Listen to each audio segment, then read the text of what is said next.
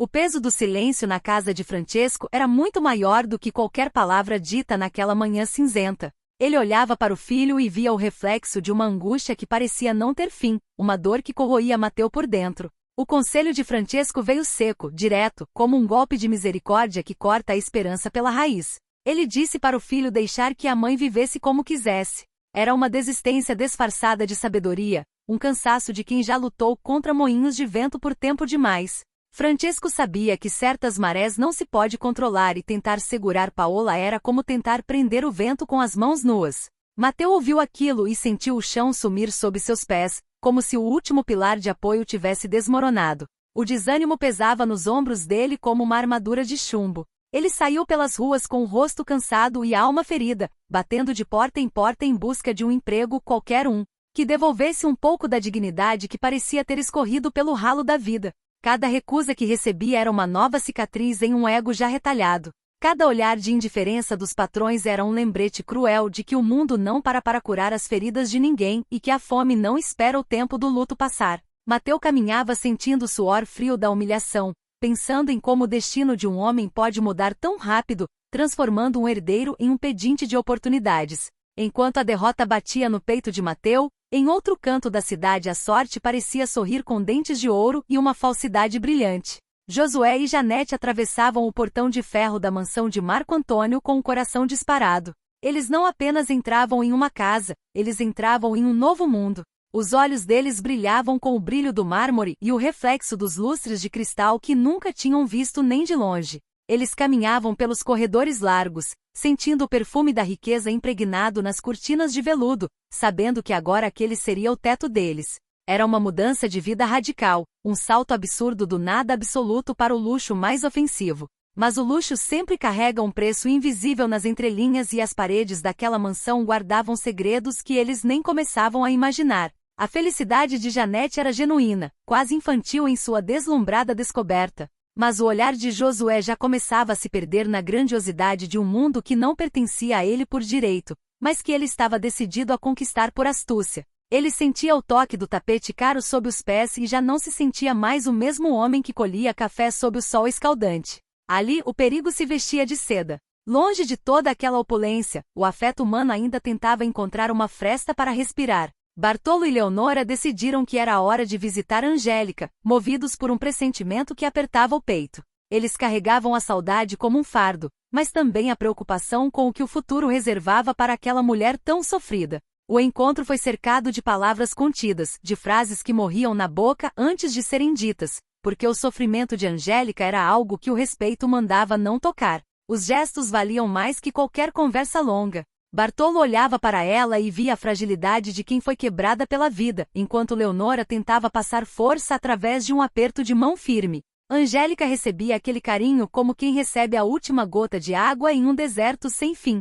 Ela sabia que aqueles eram seus poucos aliados em um jogo onde as peças eram movidas por gente muito mais poderosa e cruel. No silêncio gélido do convento, o cenário era completamente diferente, mas não menos tenso. Mariana conversava com as freiras e o tom de voz dela era baixo, quase um sussurro que se perdia nos ecos das paredes de pedra. Havia algo na postura de Mariana que incomodava profundamente quem a observava de longe.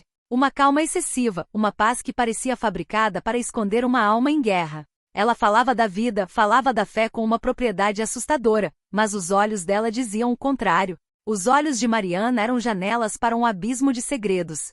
Ela parecia estar sempre um passo à frente de todos, guardando informações como se fossem moedas de ouro que ela só gastaria no momento de maior necessidade. As freiras a ouviam com reverência, sem perceber que aquela mulher carregava sombras que nem as orações mais fervorosas seriam capazes de dissipar. Mariana jogava um jogo de paciência, esperando o momento certo para que sua verdade, ou a sua versão dela, viesse à tona. A tensão financeira também começava a assombrar os poderosos da região, provando que o dinheiro não traz paz, mas sim novos tipos de medo. Augusto sentia o suor frio escorrer pela nuca sempre que pensava nos investimentos. O dinheiro que Gomercindo aplicou na casa bancária era uma fortuna colossal, o trabalho de uma vida inteira de suor e exploração de terras. Mas o medo de que tudo ruísse era agora maior do que a própria ganância. Augusto olhava os papéis, conferia os números repetidamente e temia pelo futuro de sua própria linhagem. Se a casa bancária caísse, o castelo de cartas desmoronaria para todos, sem distinção de sobrenome. O pânico era silencioso, mas presente em cada respiração curta. Ao mesmo tempo, Marco e Francesco estavam unidos por uma desconfiança sombria que os fazia perder o sono. Eles precisavam descobrir, a qualquer custo, quem era realmente aquele cocheiro que circulava por suas vidas. O passado daquele homem era uma mancha escura, um borrão na história que eles estavam decididos a limpar. Eles queriam investigar cada rastro deixado para trás, cada passo dado antes dele cruzar o caminho da família. O instinto de Francesco dizia que havia algo de muito errado, uma peça que não se encaixava, e eles não iam parar até arrancar a máscara daquele homem, custasse o que custasse. O luto ainda pairava sobre a cidade como uma nuvem negra que se recusava a ir embora. Dolores não conseguia conter as lágrimas ao lembrar de Joanito. O choro era um lamento que parecia vir do fundo da terra. A dor da perda era física, um aperto no peito que tirava o fôlego e transformava as horas em séculos. Ela lamentava a partida precoce, o vazio que ele deixou na casa e no coração. Mateus observava o sofrimento dela com um olhar de quem carrega um fardo ainda mais pesado. Ele soltou um comentário que fez o ar da sala congelar instantaneamente. Ele disse que ninguém teve coragem de ver Joanito no caixão. O silêncio que se seguiu foi ensurdecedor, um vácuo de som onde apenas o medo habitava. Por que o medo? O que havia de tão terrível naquele corpo sem vida que afastava até mesmo os amigos mais próximos?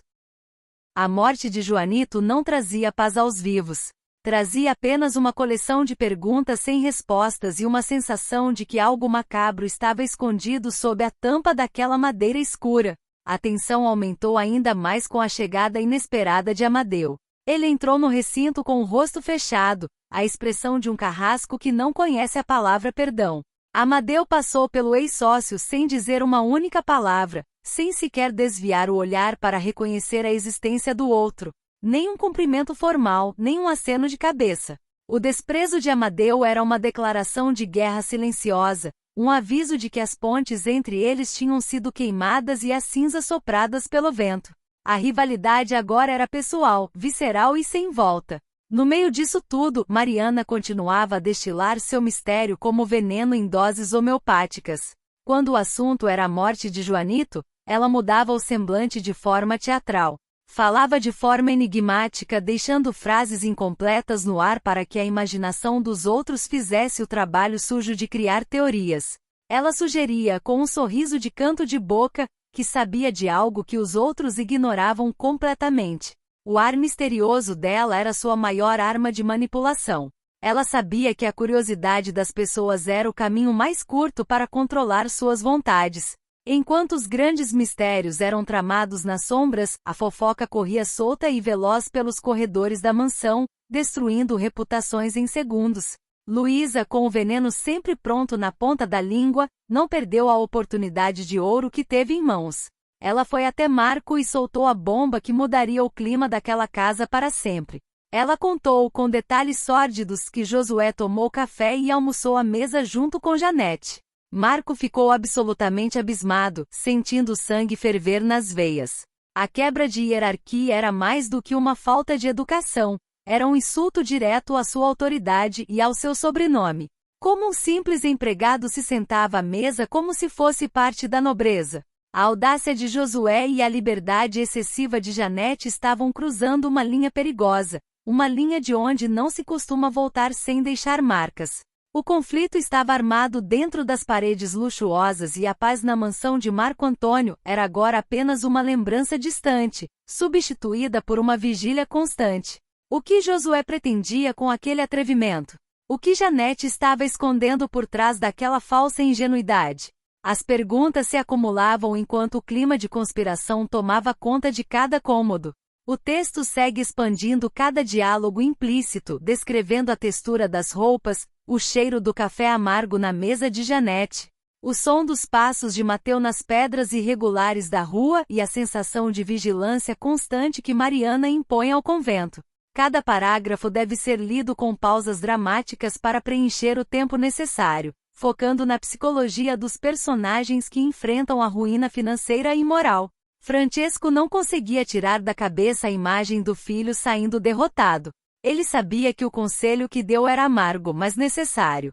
A vida na fazenda e nos negócios o ensinou que o sentimentalismo é o primeiro passo para a falência. Mas ver Mateu naquele estado, procurando emprego como um imigrante recém-chegado, partia o que restava de seu coração endurecido. Ele se perguntava se a investigação sobre o cocheiro traria as respostas que ele precisava ou se apenas abriria uma caixa de Pandora que ninguém seria capaz de fechar. Enquanto isso, Augusto olhava para suas mãos trêmulas. O medo de perder o dinheiro de Gomercindo não era apenas medo da pobreza, era medo da fúria do homem.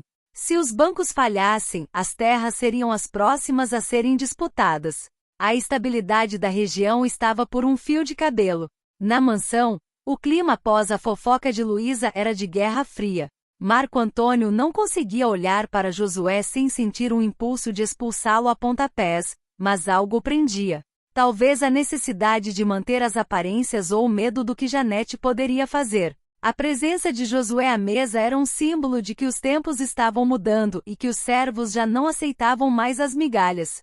O confronto direto estava cada vez mais próximo e a tensão entre as classes sociais dentro daquela casa era uma panela de pressão prestes a explodir. Ninguém estava seguro, ninguém era o que dizia ser e o passado de Joanito, enterrado naquele caixão que ninguém ousou abrir, parecia clamar por justiça ou por uma vingança que ainda estava por vir.